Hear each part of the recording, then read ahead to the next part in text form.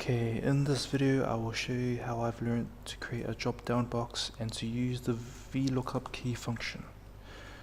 First, I would select the cell highlighted in blue to show you where my drop down box will be placed.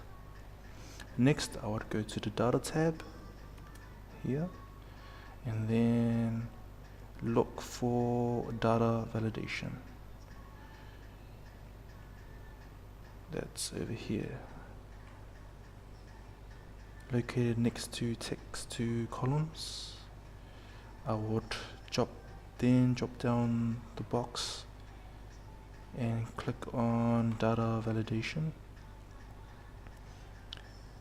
Then I would go to allow and drop down the box again and select list. Next, I would highlight the data I want to show in the Dropbox. For example, from C5 to C9, and this data will be shown in the Dropbox I have created. And then click OK, and the Dropbox has been created. And there. Next, I will show you how I've learned to use the Vlookup function to find and retrieve data in a single column. First, I would type an equal sign and then use Vlookup. Open bracket, and then follow the steps shown here to type in my data.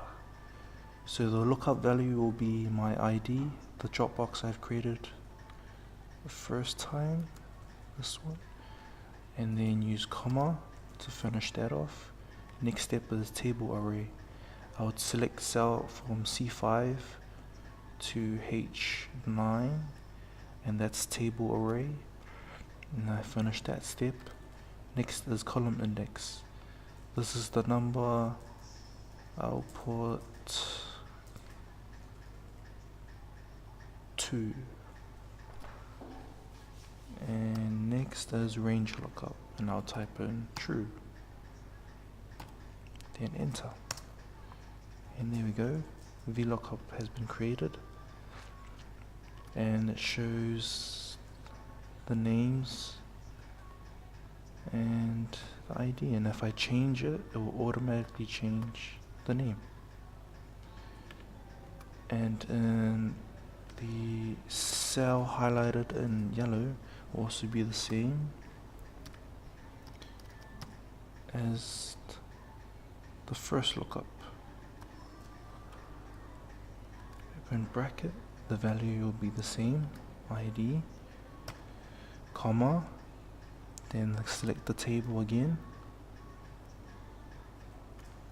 and comma, and column index will be 6, so that'll be this one here, and then true again,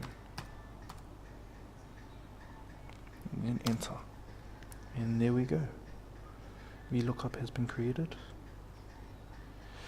And overall, I learned how to create a drop down box and use the lookup function.